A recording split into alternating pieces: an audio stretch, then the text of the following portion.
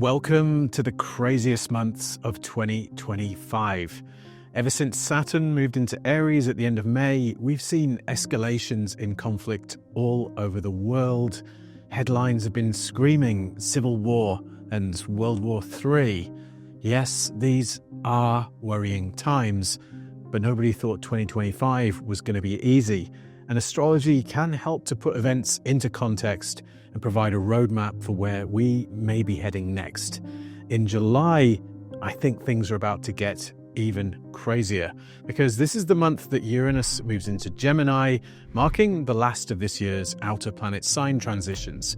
And I think this one may well be the loudest of all because Uranus has been frustrated in slow-moving Taurus for years now. It's about to move into the fast-moving mercurial realm of Gemini, the sign of communication and connection. Expect a massive release of tension. As Uranus moves through Gemini, our technology and understanding of the cosmos are going to get big upgrades. But this is also a transit that has repeatedly signified major transformative armed conflicts for the United States. Things are going to get intense, they're going to start moving incredibly fast, and they're going to get really, really weird. Make sure to look up because the sky god will have curious things to show you, things that may just blow your mind. Welcome to your astrology forecast for July of 2025.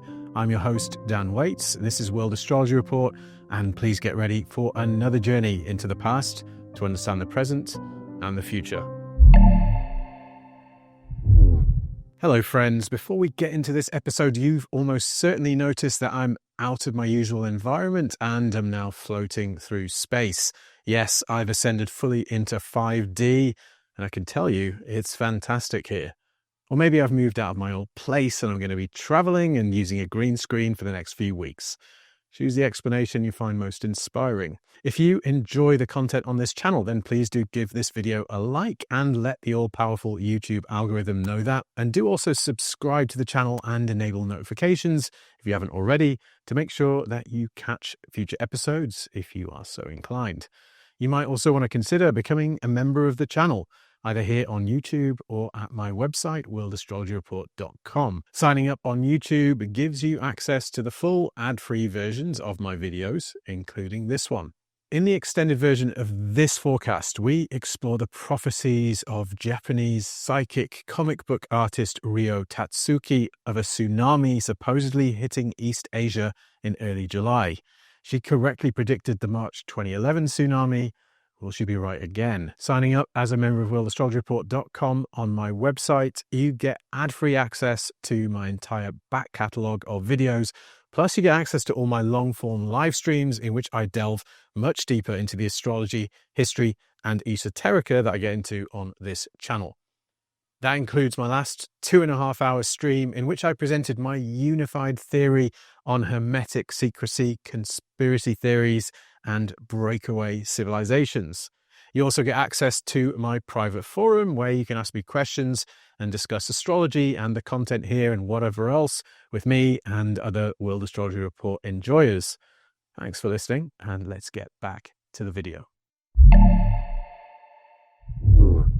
If you've been following the news, and I'm guessing you probably have, then you'll have noticed a massive shift in tone in world events over the past few weeks. The intensity of conflict has stepped up immensely to the point where the words civil war and World War III have been all over the headlines.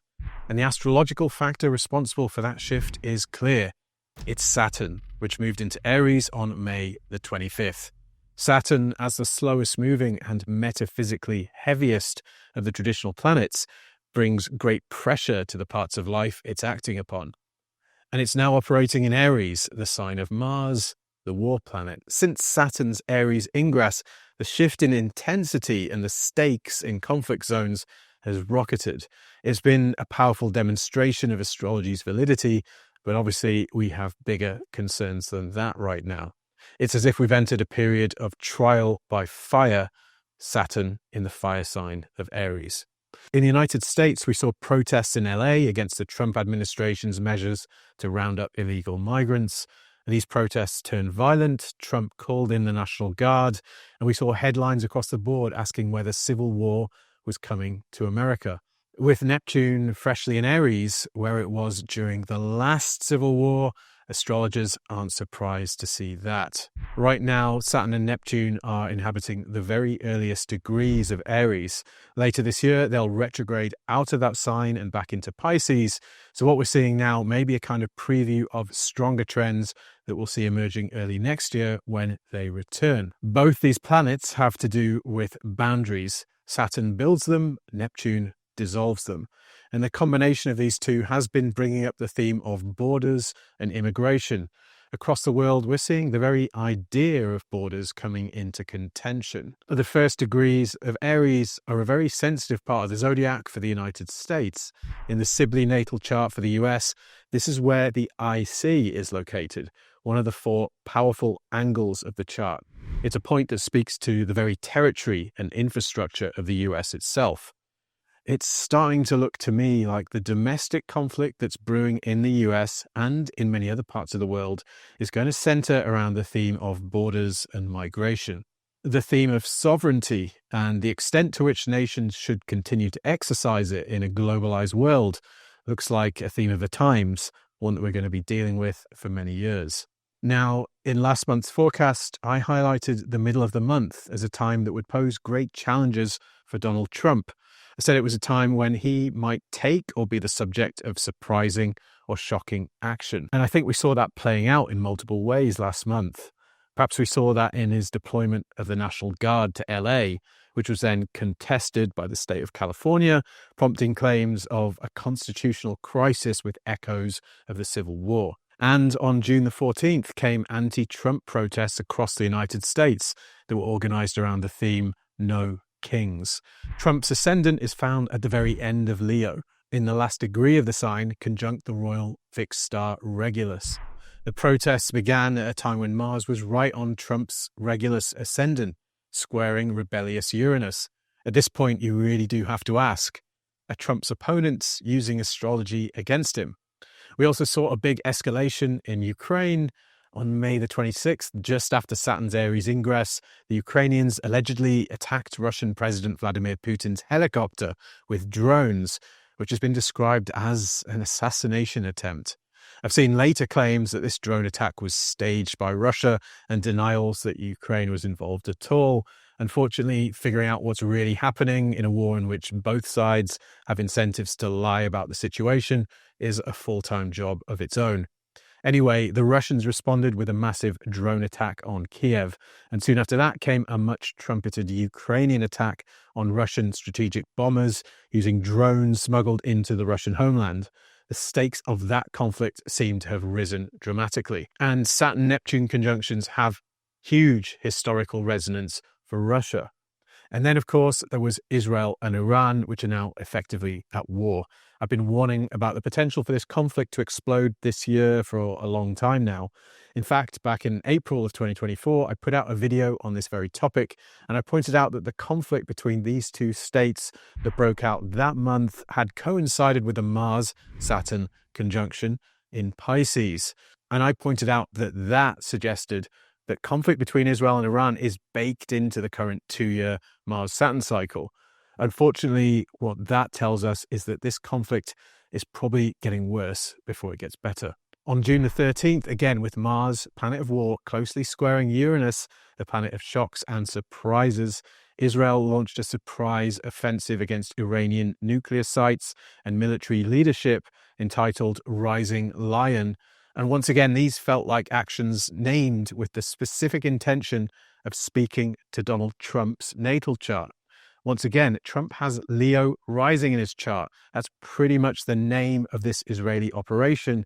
And we know that the intention of the Israelis all along was to draw Trump and the United States into this conflict. Trump may have been in on this all along, of course. He was brought to power backed by a lot of pro-Israel money, of course. Iran responded in kind to Israel, raining missiles down on targets in Tel Aviv and elsewhere.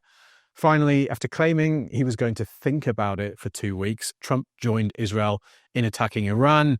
The US carried out airstrikes on 3 Iranian nuclear sites. What you need to know now is that we still haven't reached the critical phase of this Mars-Saturn cycle, which comes in early and mid-August of this year. At that time, Mars will reach an opposition with Saturn, and this cycle will reach its full fruition and a key turning point. If you want to know more about what that could mean, I suggest you watch this video, which I made with remote viewer Josh Maitland. Josh viewed this period and saw some crazy stuff. The themes of nuclear weapons and even UFOs came up repeatedly. Something I pointed out in that video is that we're reaching a key cyclical moment in the nuclear age right now. And I think we're about to see a turning point in our relationship with that technology. In fact, I'm certain of it. What I'm not so sure about is exactly what form it will take.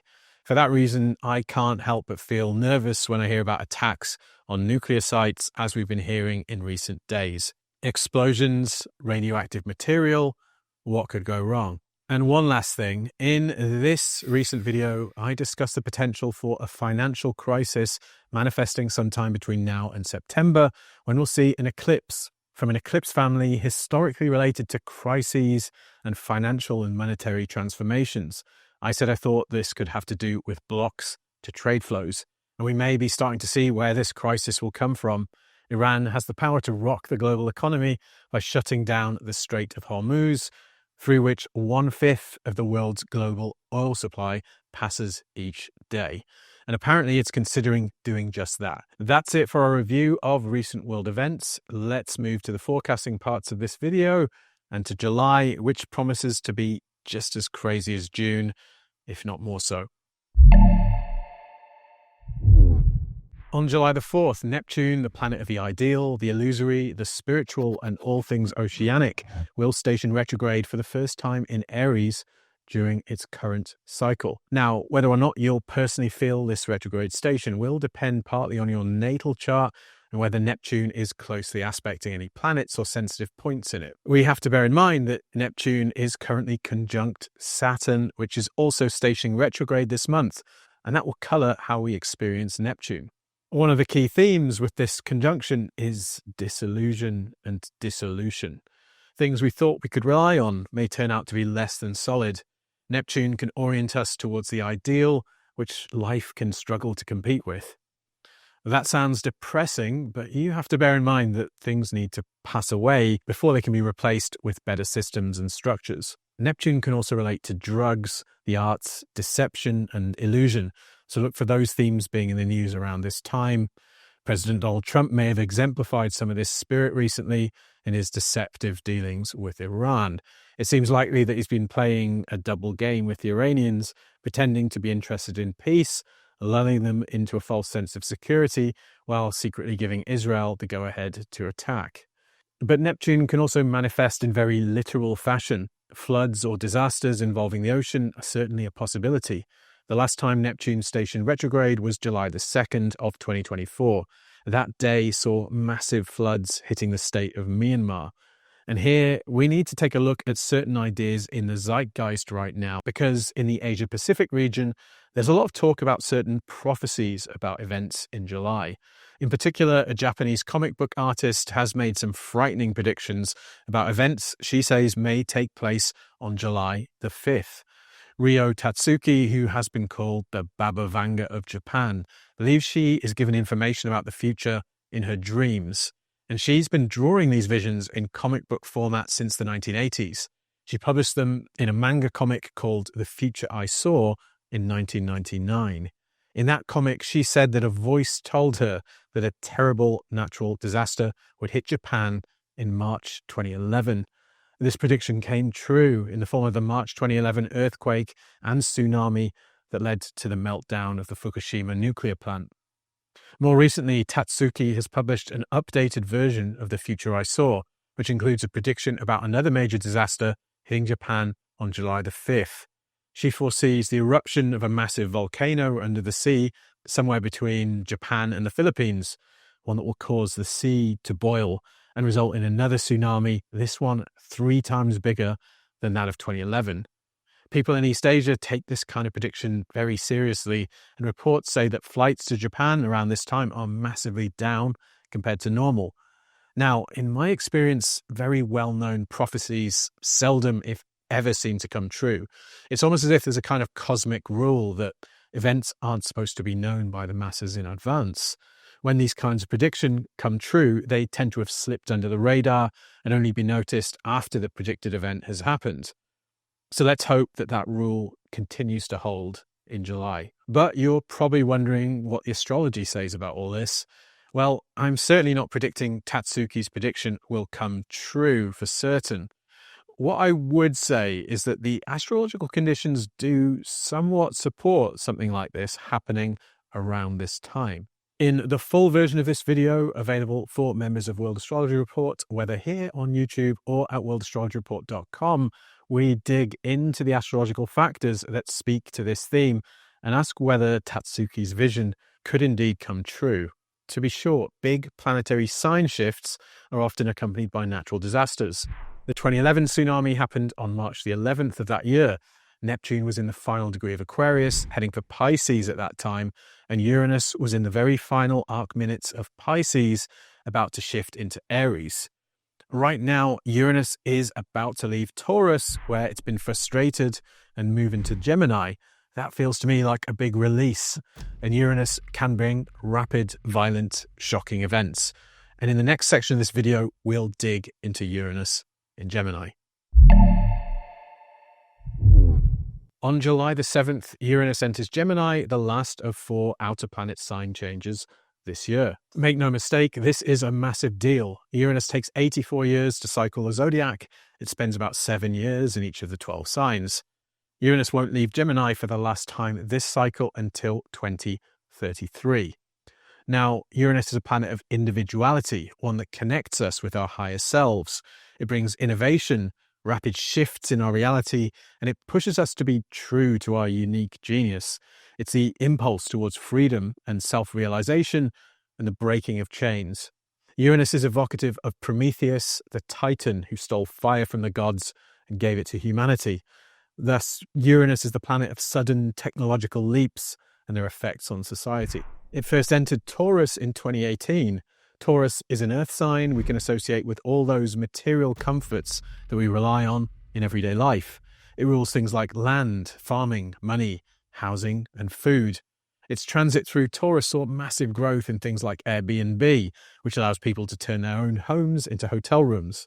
It also saw the rapid growth of cryptocurrencies, which enable you to be your own bank, and home food delivery services in which your own home essentially becomes the restaurant. These are innovations, of course, but more than that, they're innovations that promote individualism. Uranus and Taurus has also seen a massive land and housing grab by hedge funds and big money interests like BlackRock. There seems to be an ongoing attempt by big capital to seize control of the world's land and food supplies. Think of all the protests by farmers during these recent years. They've been sounding the alarm about the way big financial interests are squeezing out small producers in favor of corporations. Uranus in Taurus. Signs also relate to particular countries and regions of the world. Traditionally, Taurus is associated with Ireland, a country that seems to be edging towards some kind of revolution driven by opposition to mass immigration. The geodetic map is another method of associating signs with parts of the world. We essentially map the zodiac onto the globe by equating 0 degrees of Aries with 0 degrees of longitude. The Taurus region of the world is this one. And again, think of how Uranus has been in Taurus since 2018. In this time, we've seen wars and thus great disruption in Ukraine, Gaza, Lebanon, Sudan, and Yemen, among other places.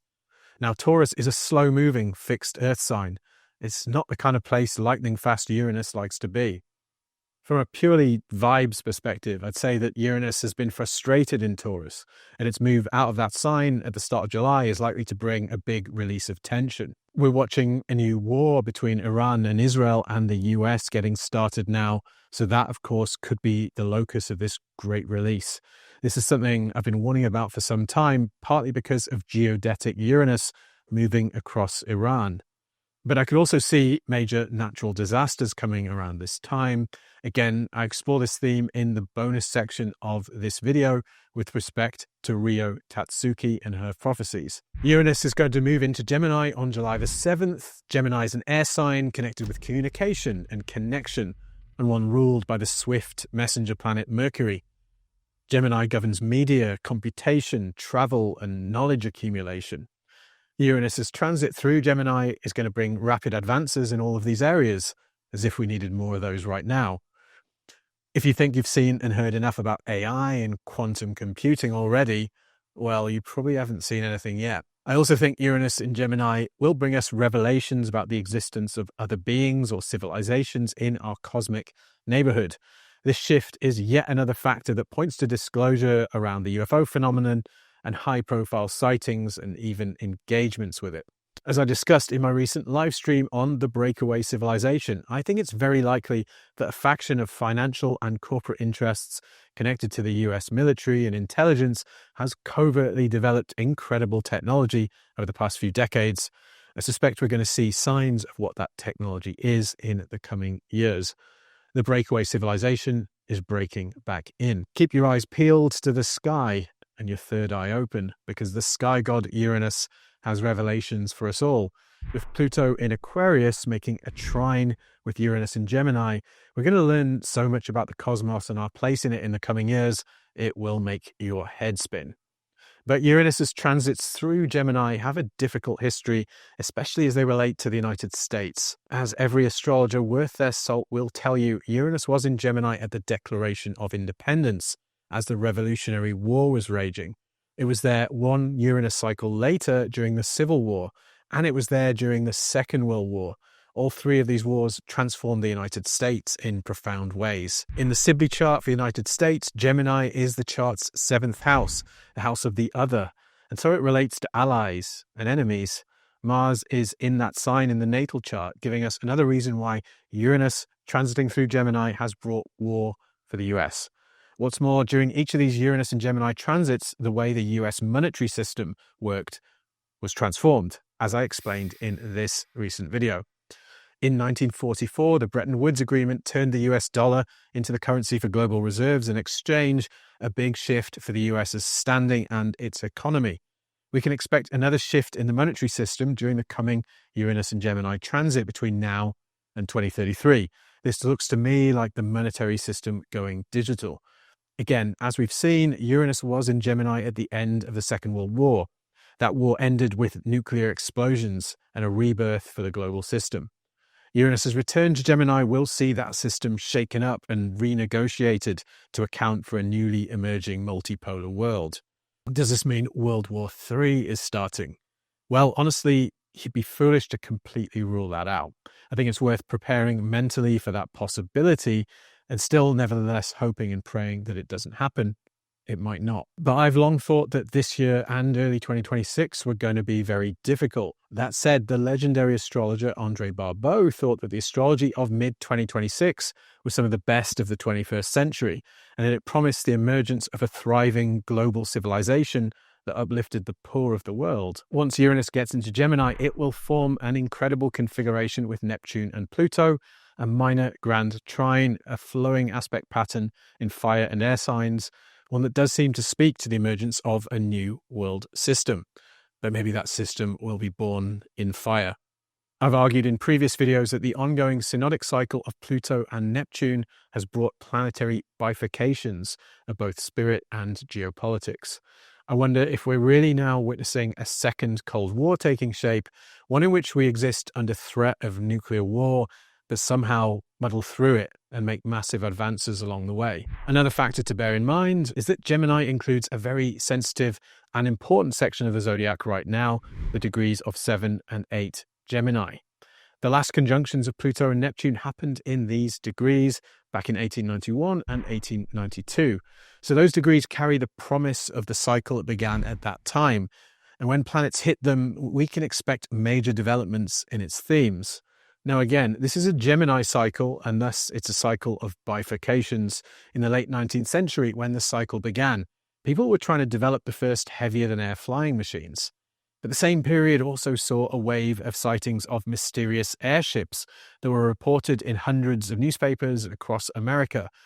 These sightings suggest that a group of people had covertly developed technology far in advance of where public science had arrived by then. And so one of the themes of this current cycle is a split between esoteric and exoteric knowledge and technology.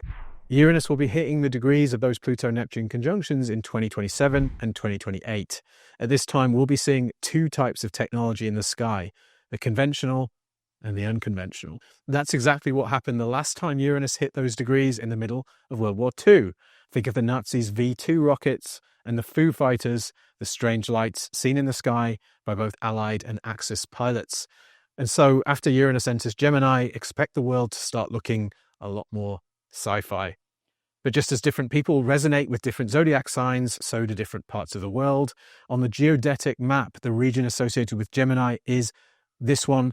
And as you can see, it includes India and Pakistan. That's one reason I highlighted the potential for conflict between those countries this year in my 2025 forecast. We've already seen skirmishes between these two states this year. Unfortunately, I don't think that's the last of them.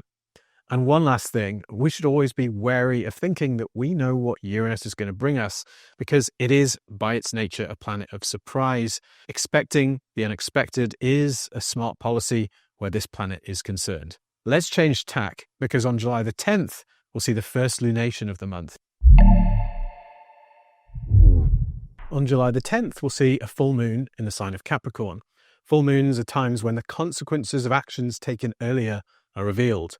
They're moments of realization and turning points. Full moons are also notorious for producing bad nights in hospitals, police stations, and asylums.